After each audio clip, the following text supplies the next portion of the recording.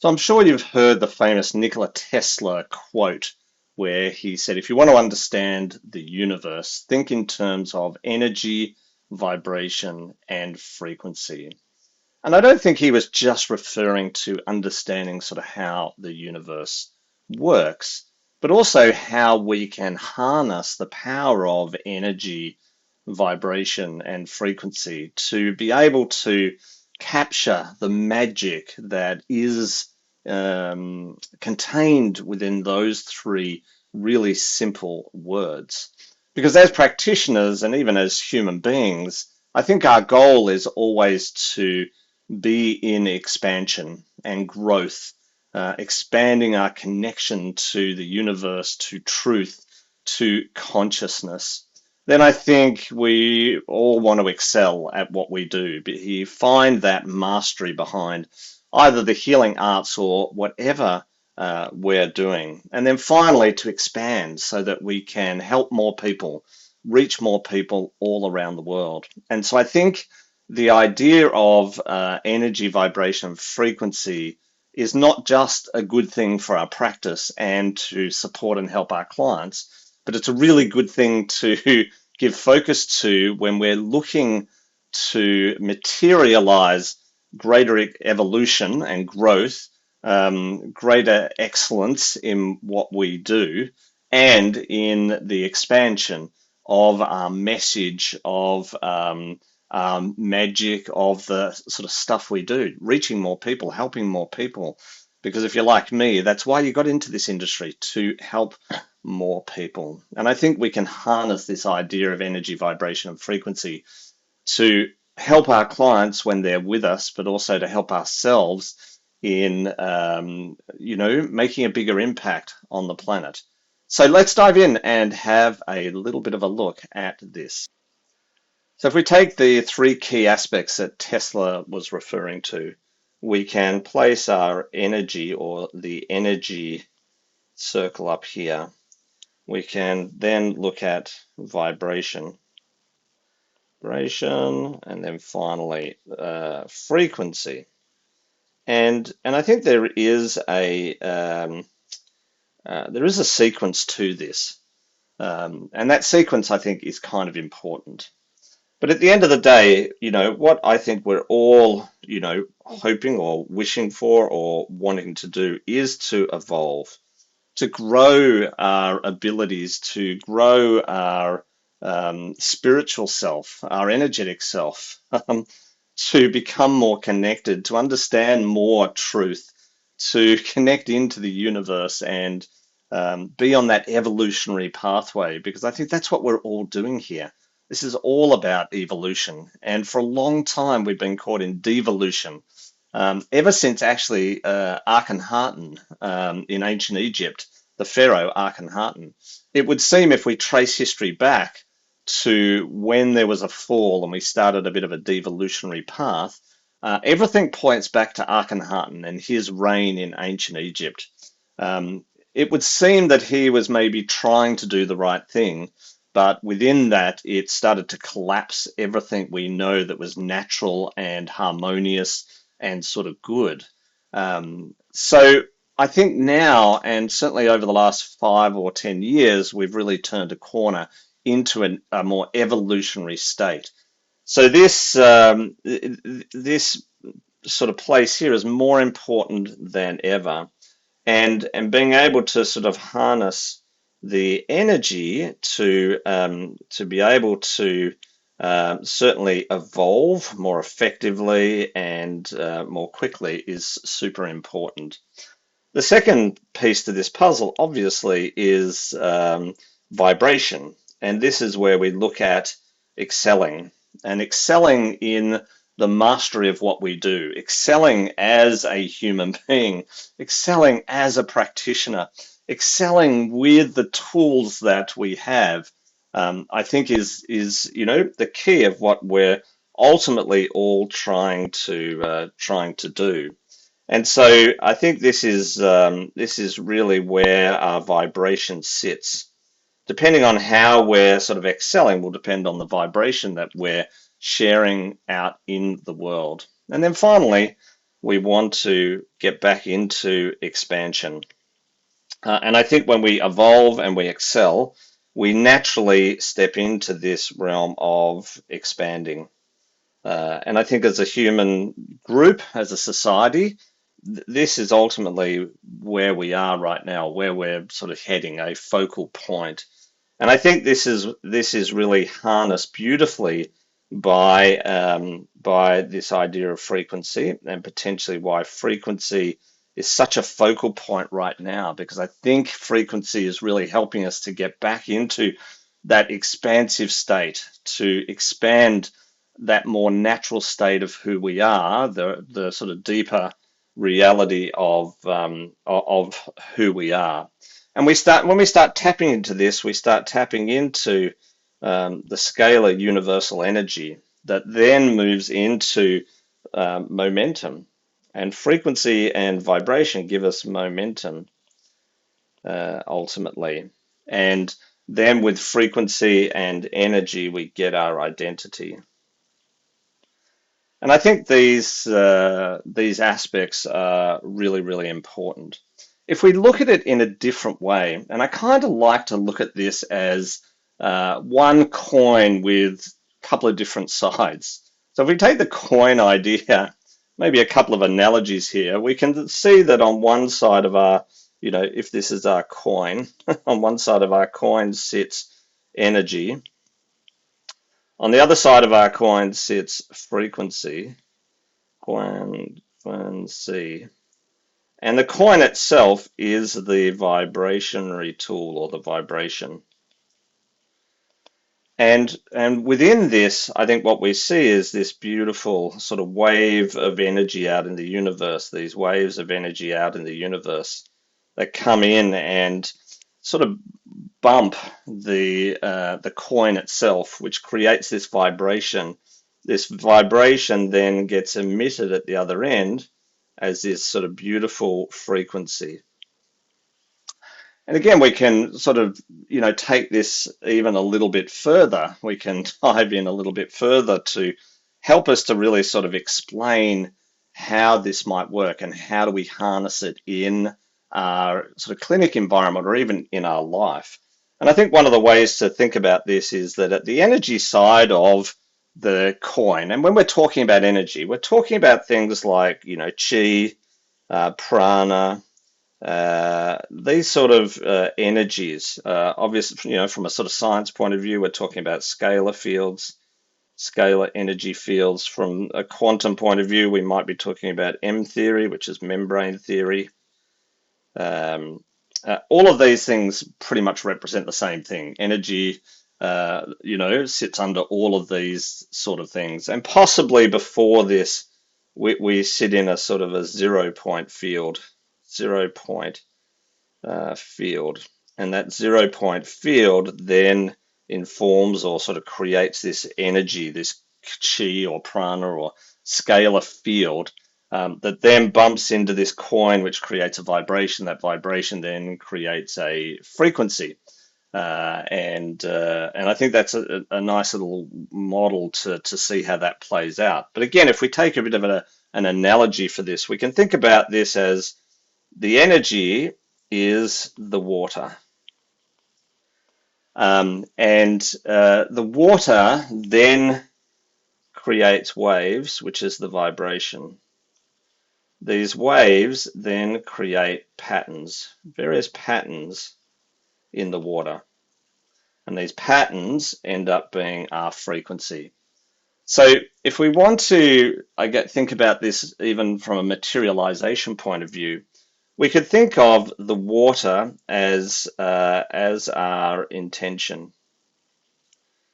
And if we can get really clear with our intention, we can start to move the water. The water then is going to create waves. These are waves of direction.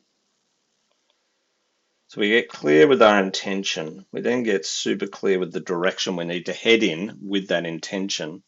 That then creates the patterns, which is going to give us our outcomes or what it's going to look like when it materializes. So if we can sort of anchor down and get super clear on our intentions, we give it some sort of clear direction, then we start to imagine the outcomes. So if we want to use this idea of energy, vibration, frequency, both in our clinic environments, but also in a personal environment for materialization, we want to get really clear on our intention. Again, this could be with a client, it could be for ourselves. We could look at this as, our life force. We could harness the chi in our hands, or in our body, right? Set a really clear intention that we're placing healing hands, we're sending energy in. In our world, we talk about the abukra, which is the ancient Egyptian version of this, the abukra. It's the ancient Egyptian version of chi or prana or scalar, abukra. And we give that intention of placing the abukra, drawing the abukra in, calling in the abukra, calling in the chi, calling in the prana. Whatever way you look at it, the intention is to call it in. The direction then becomes where we're placing it, how we're placing it. It also includes the oscillation of the chi or the intention, the oscillation. We want it to get moving. There's no point having intention without movement. So the waves then give us the movement. The vibration gives us the movement. When that vibration then can be harnessed into patterns, and these patterns then create our outcomes, and it's a way that we can measure what's going on. And in some respects, it's almost like we send that information out to the universe and we measure what's coming back to us. But at the same time, we can create geometric patterns that are going to help us to inform the universe what we want to create coming back. What do we want to materialize? So again, if we were doing this in a sort of clinic environment, what we're doing is getting really clear about the intention. The intention for us as practitioners and what we ultimately want to have happen for our clients, but also the intention that they have on healing or shifting or changing or transitioning, transforming into something else. And I think it's important at the start of a session that you get really clear about what is that intention. I think for me, I set an intention before someone comes into my space. Then I want to make sure I set a clear intention with them. And the intention, the more pure the intention is, the less there is sort of illusion or delusion, because I find sometimes people say they want to get well, but then do all sorts of things to sort of prove that they don't want to get well. So now we have a conflicting intention. So one of the most important things with these three aspects is going to be this thing called coherence. Coherence. And really, we want to make sure our coherence runs through the whole sort of cycle. And at the start point, that coherence, that intention, is the purity of that intention, the clarity of that intention, either as us as practitioners or for our clients. So I might spend some time at the start of a session, get really clear on the intention, but also the truth of the intention, the coherence of the intention. Is that intention aligned? Is it of the highest sort of value for that client? The second thing is we then want to give it direction. We want to create and start the oscillation. Now, one of the ways I do that is I place people inside a sort of pyramid in a meditative sort of trance state, not hypnosis or anything like that, but just guiding them into a pyramid, getting them to close their eyes and sort of meditate. And again, it's not really meditation. It's just putting them in a space that is going to naturally create an oscillation. Just the imagination of closing your eyes and then imagining being in a pyramid is going to start oscillation to occur. The second part that I'm going to do when they're in a pyramid is give some sort of guiding, sort of coaching or direction as to what I want them to focus on, regardless of what I'm doing in my sort of therapy session. And also, regardless of whether you're a massage therapist or you do energy work or kinesiology or even chiropractic or osteopathy or even naturopathy, spending a few moments to get clear on the intention, placing them in a space that's going to amplify an oscillation. So they can set an intention. They can go inside a pyramid and amplify that or start the oscillation of that intention, and then set up the patterns and the actually get the geometry to set up. Now I use both frequency and energy with the Bukra energetics to set that pattern up. Because again, it's one thing to have a clear, coherent intention. It's another to have a clear, coherent oscillation. And yet another thing again to set up the correct patterns for that intention and that oscillation to materialize itself out in the world. I think when you get clear about these sort of three aspects, you're going to have a much better chance to sort of materialize the thing that you ultimately want to have happen. So I think this all leads into materialization or manifestation. And I think when we get super clear about that, then all sorts of magic, can happen. So I think we want to get clear about the intention, get clear about the direction, and get really clear about the outcomes so that we can have the materialization or manifestation that we ultimately, want to have. So let's summarize that for a minute, because I think I just said a whole lot of stuff. So I want to make sure we're summarizing it. And I kind of like, I kind of like that analogy, right? So we can sit here and go, okay, so we have water here, we have our waves here, and we have the pattern of those waves, okay? The pattern of those waves. I think that what this leads to is, what this almost like the questions at the end here. What is it that we or our clients truly want to have happen? How is it going to move? So how is whatever it is we want going to move and move into materialization, expand, excel, and evolve? How is it going to do that? And finally, the pattern, which is there we go. What it becomes. And this is where it's really important that we have, coherent patterns. Coherent patterns. We have examples of coherent patterns in the world: sacred geometry, flower of life, golden mean spiral. These things are all examples for us of coherent frequency patterns.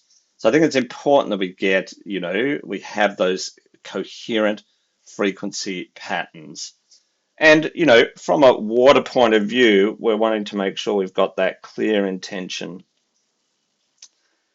It helps if everything is obviously coherent, but in sort of with the intention, we want to make sure the intention is really stable.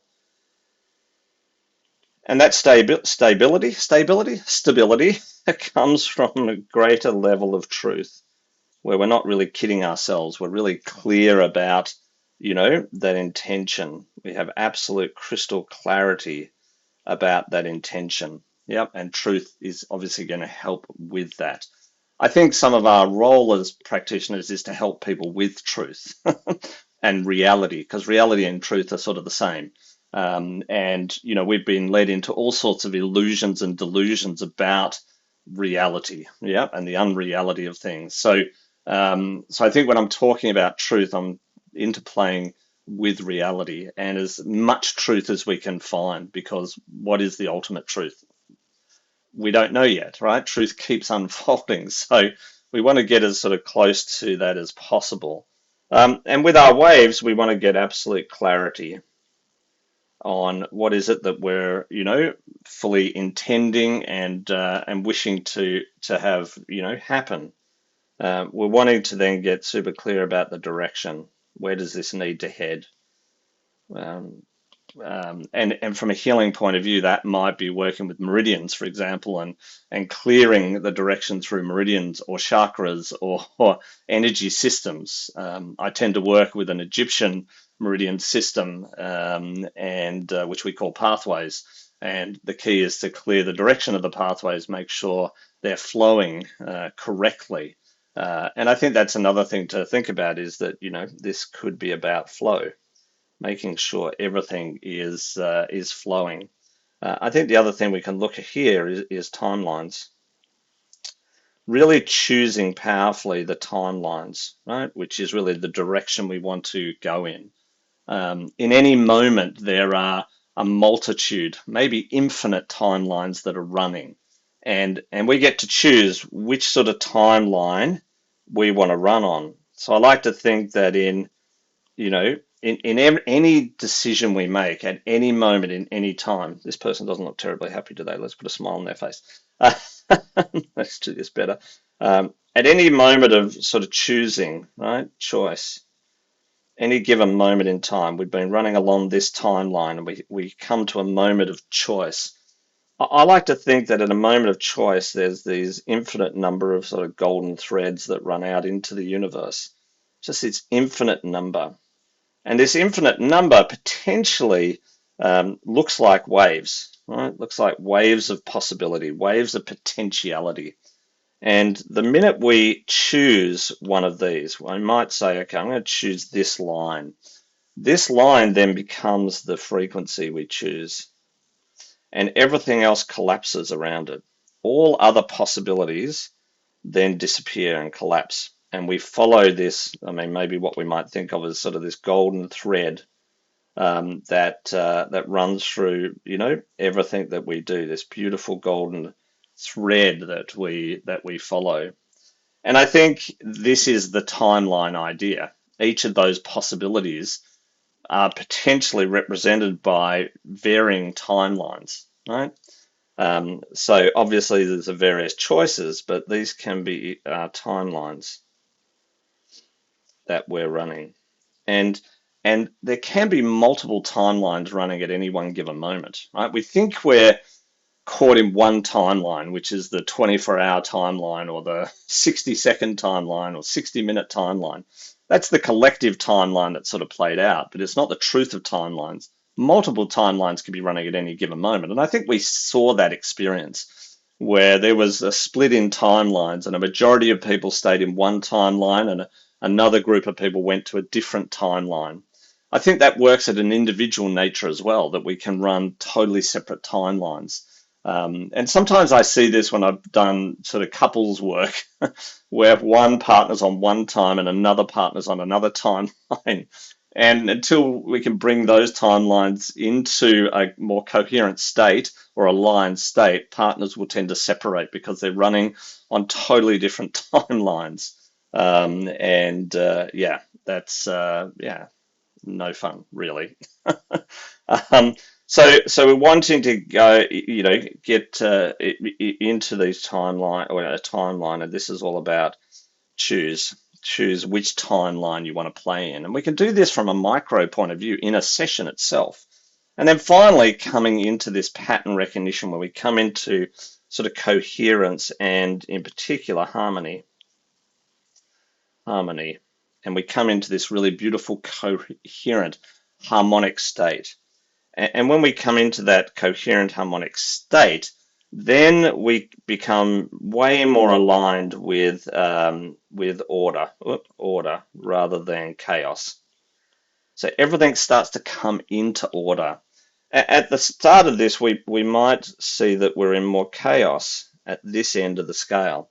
And if we don't get each one of these sort of, clear, and we can continue that sort of chaos all the way through.